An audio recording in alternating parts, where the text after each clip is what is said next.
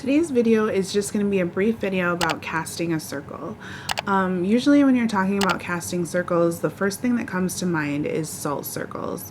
But what isn't as widely known is that you shouldn't cast salt circles outside. You shouldn't salt the soil. So what happens when you salt the earth is that it disrupts the soil, it kills the plants, and then it actually makes it so that nothing else will grow there. In ancient times, when kings and queens would take over villages, they would actually go in and salt the fields so that the crops would die and nothing else would grow there, basically to starve the people out. And this was so terrible, and it impacts the earth so much that this was actually outlawed. So it is illegal today under the Geneva Convention. So even during times of war, this is not something you can do, because salting the earth has such an impact, such a negative impact on our environment. So I wanted to make a video today to go over some alternatives for when you're doing spell work outdoors, and just how I do my ritual work. Since ancient times, circles have been seen as a symbol of power and protection. So you may want to cast a circle depending on what type of spell work or ritual or even meditation that you're doing, and depending on what type of energies you want to harness or reflect, or even for protection. Sometimes for me, casting a circle is more about the state of mind. So maybe I'm not hexing all the racists, but I'm just doing some meditation work. The ritual of casting a circle can help me focus my intention and center myself. So sometimes, even if I'm just doing a blessing, the act of casting a circle can help me create a sacred space and harness my intention and the energies that I want to work with, so I can be successful in my ritual work or my spell work, for blessings or even just for meditation. So sometimes it's more about a state of mind and creating a sacred space, and less about protection or amplifying power or energies, that kind of thing. So if you're doing solo work and you want to cast a circle outside, you can do a stone circle. You can use flowers. Flower circles are always so beautiful. You can use candles. Just make sure that you practice fire safety. You can also use ash, or you can use crushed eggshell. Just do not use salt when you're doing work outside. It's terrible for the earth. But yeah, crushed eggshell or ash are good alternatives when you're raising a circle outside. Of course, if you're doing like a larger ritual or work with like a coven or other people, you can raise your circle by joining hands, or you can all walk the circle while you call the different directions. You can also use chalk or sticks and overlap them to create your circle outside.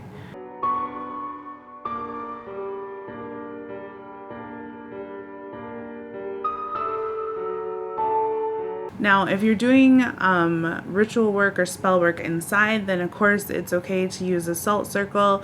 Depending on the weather, if I am doing work inside, I will use my fireplace upstairs, and then I will put down a salt circle. And after I put down the salt, I will use my broom to make a more defined and connected line with the salt.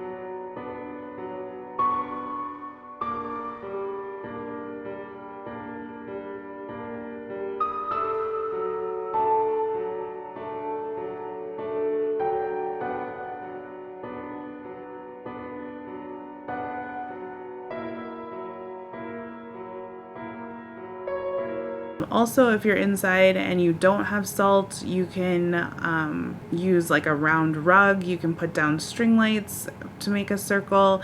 And then of course you can always just cast a circle using your intention. When casting a circle, some people use a wand, some people use a ceremonial blade or an athame. You can use your hand. You don't have to use any tools. A more traditional way to cast a circle is to start facing the east and to call upon the energy of the air, and you're going to move clockwise to raise your circle. So then you would go to the south and call upon the energy of fire, move to the west, and call upon the energy of the water, and then move to the north and call upon the energy of the earth, and then you would end back where you started as a full circle. And then usually people stand in the middle and like if you have your hand or an athame, they will say as above, so below, to finish off their circle. And then of course when you're done doing any spell work or ritual work to close your circle, you'll do exactly what you did to raise it in reverse. So you would move counterclockwise, thanking the energies or any deities that you asked to help you to close your circle. Another quick and easy way that I cast a circle is I have this necklace that is from my grandma, and it's a locket that has Latin on the back, and it says, "May God bless you." And so I just cleanse this and bless it, and then I use this as my circle. So I put this on.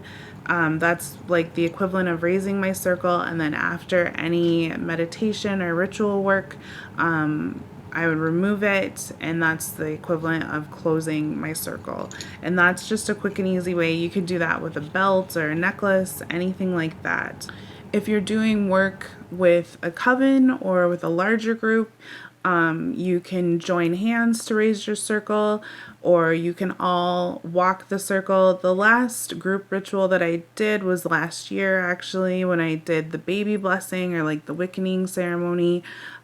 We just had a baby, so we'll probably be doing another one. But for that, we all walked the circle as one person called out the different directions. And after she would do that, then we would repeat it to raise the circle. And then when we were done with the baby blessing,